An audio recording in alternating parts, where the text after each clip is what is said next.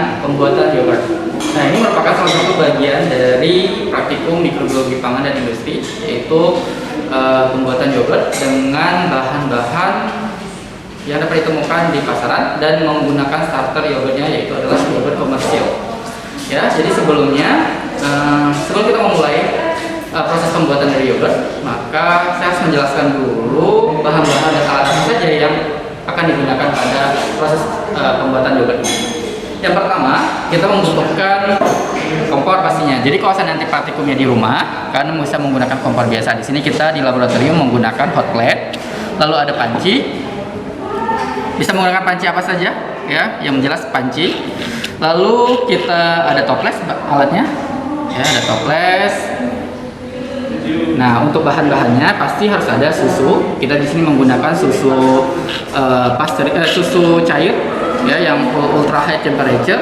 Lalu ada gula sebagai sumber karbon, lalu ada starter dari bakterinya. Jadi starter bakterinya itu kita menggunakan Streptococcus dan Lactobacillus. Jadi dari produk komersil yaitu Cimory. Jadi tadi ini bukan Cimory yang cair, tapi Cimory yang sudah yang lebih kental, ya, yang lebih thick dan lebih creamy, ya, bukan yang cair, ya. Jadi untuk tahapan awal adalah kita harus memanaskan dari susunya. Ya, kita panaskan susunya. Kita menggunakan susu, bisa menggunakan 1 liter atau menggunakan 500 ml, itu tergantung dari kalian. Tapi nanti supaya tidak terlalu banyak mubazirnya, kita gunakan semuanya. Lalu nanti kita pisahkan ke dalam toples-toples masing-masing. Ya, jadi kita buka dulu susunya. Kita tuangkan.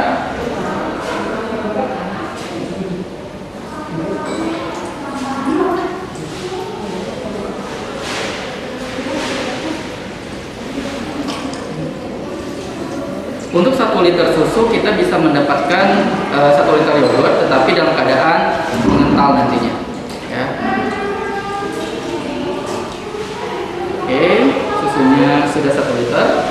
Lalu kita panaskan susunya dengan suhu 40 sampai 45 derajat Celcius. Nah, kalau saatnya kalian di rumah nantinya itu ketika dirasa susunya sudah agak hangat-hangat kuku, itu silahkan diangkat karena kita sudah menggunakan susu ultra high temperature, bukan susu pasteurisasi. Tapi kalau susu pasteurisasi atau susu segar itu harus dilakukan pemanasan yang lebih tinggi, ya, terutama susu segar karena dia masih dalam keadaan segar, belum mengalami proses yang namanya pasteurisasi.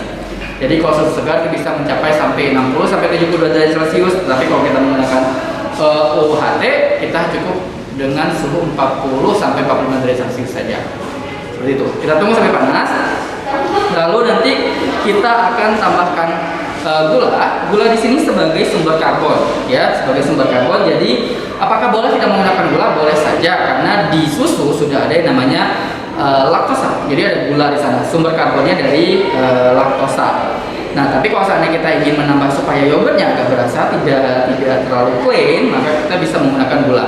Gulanya cukup 5% dari total volume dari susunya.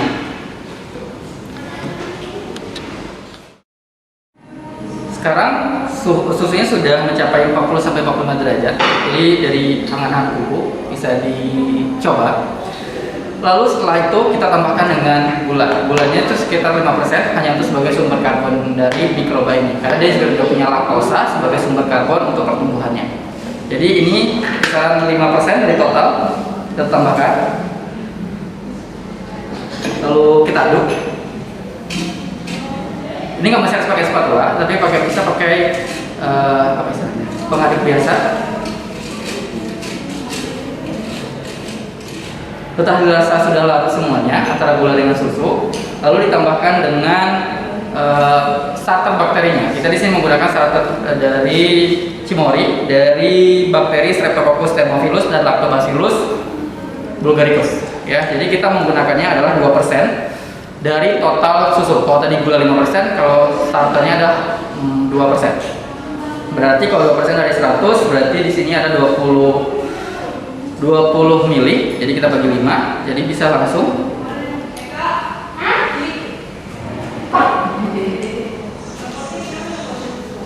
tambahkan.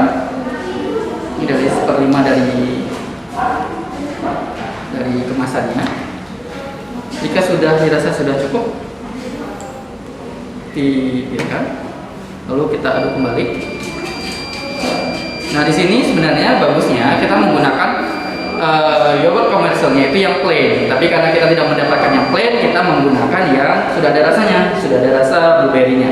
Ya, tapi tidak apa-apa karena kita mengambil dari komersil ini adalah dari starter bakterinya.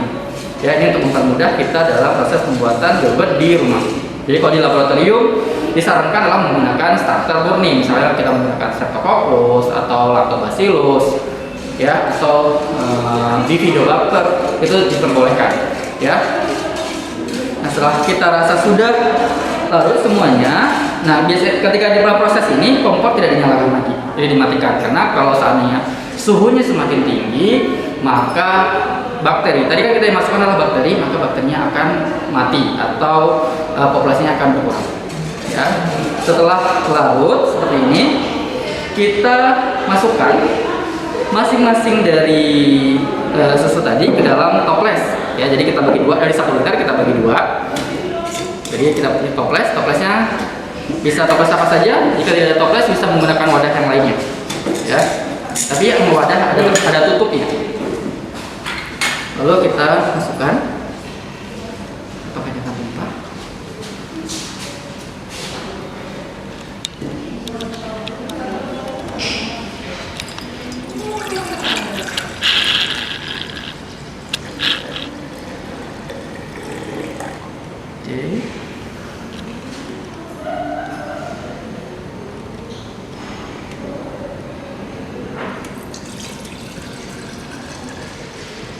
Dibagi dua.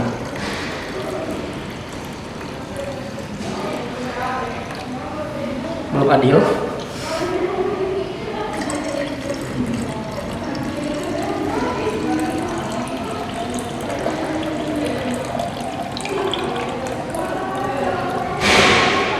Oke. Lalu diusahakan wadahnya itu kita biarkan space, ya, space-nya itu supaya, karena ini bakterinya adalah bakteri asam laktat yang dia akan melakukan fermentasi secara aerob. Jadi kita berikan space untuk dia ada oksigen di sini. Lalu kita tutup. Lalu setelah ditutup rapat, oke, kita inkubasi. Kita inkubasi di suhu ruang saja. Tidak perlu harus yang ada inkubator atau tidak. Kita nanti perlakuannya adalah suhu ruang. Nanti diberi perlakuan juga suhu di kulkas. Nah, berapa lama kita inkubasinya? Itu kisaran 10 hingga 16 jam. Nah, nanti masing-masing dari kalian praktikan akan dibagi perlakuan yaitu berdasarkan suhu. Nanti ada yang disimpan di suhu ruang, ada yang diinkubasi di kulkas. Lalu ada perlakuan dari beda-beda dari starter bakterinya, dan juga ada perbedaan dari suhu, ya, dari suhu ruang, ada yang di suhu kulkas. Jadi ada 3 perbedaan perlakuan nanti di setiap praktikan. Karena kalau jumlahnya banyak, populasinya, maka perlakuannya juga harus diperhatikan.